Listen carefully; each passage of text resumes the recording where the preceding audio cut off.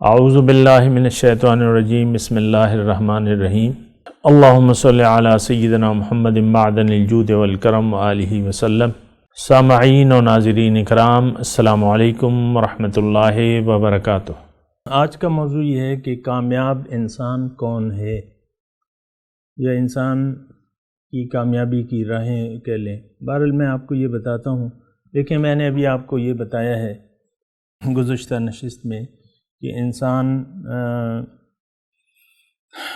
انسان کا ایک جسم میں رہنے کا ایک مقصد ہے۔ سب سے پہلے آپ کو یہ ضرور اس پہ آپ کو یقین کرنا ہوگا کہ میں جو نظر آ رہا ہوں وہ نہیں ہوں، اور میں وہ ہوں جو نظر نہیں آ رہا۔ اس پہ آپ کو یقین کرنا ہوگا، ظاہر کے دھوکے سے آپ کو یہاں پہ پہلے نکلنے کی ضرورت ہے کہ میری حقیقت تو وہ ہے جو نظر نہیں آ رہی۔ اصل میں تو ہم حقیقت کو دنیا میں بھی حقائق کو تلاش کر کے ہی کچھ کرتے ہیں۔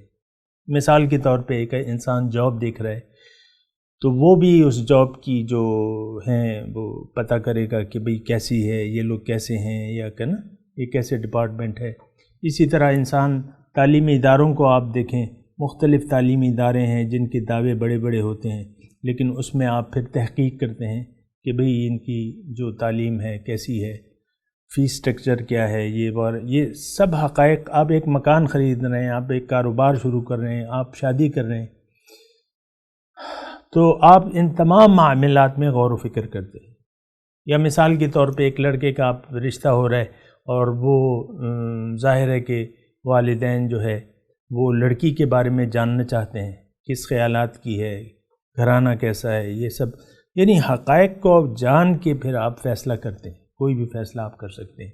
تو جب کچھ سب سیٹ ہو جاتا ہے تو پھر وہ آپ کاروبار بھی شروع کر لیتے ہیں، وہ تعلیم بھی آپ کرتے ہیں، یا آپ رشتہ بھی کر لیتے ہیں، جو بھی ہے۔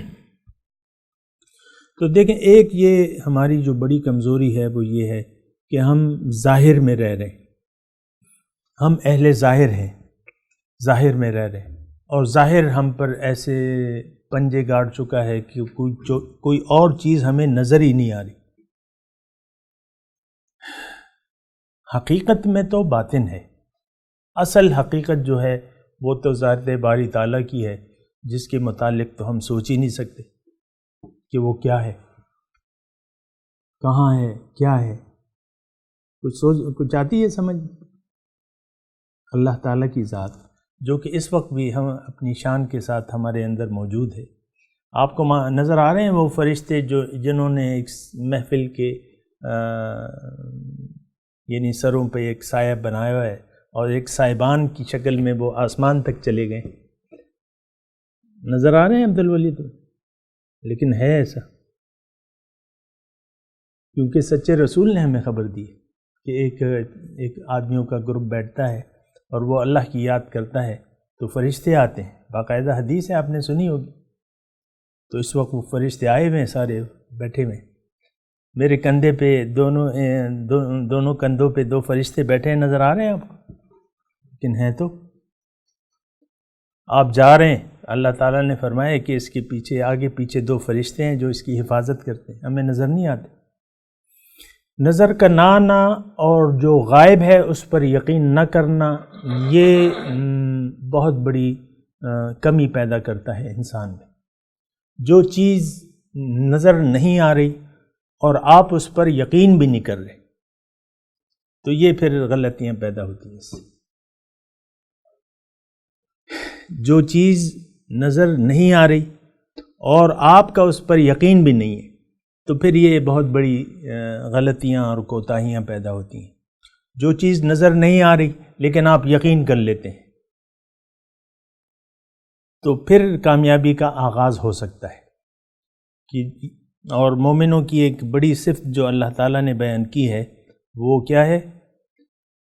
الف لام میم ذالک الکتاب لا ریب فیہ ھدی للمتقین الذین یؤمنون بالغیب۔ پہلی جو صفت ہے مومنین کی وہ یہ ہے کہ ان کا جو نظر نہیں آ رہا اس پر یقین ہوتا ہے۔ وآخر دعوانا ان الحمد للہ رب العالمین۔ مولایا صلی وسلم دائما ابدا على حبيبك خير الخلق كلهم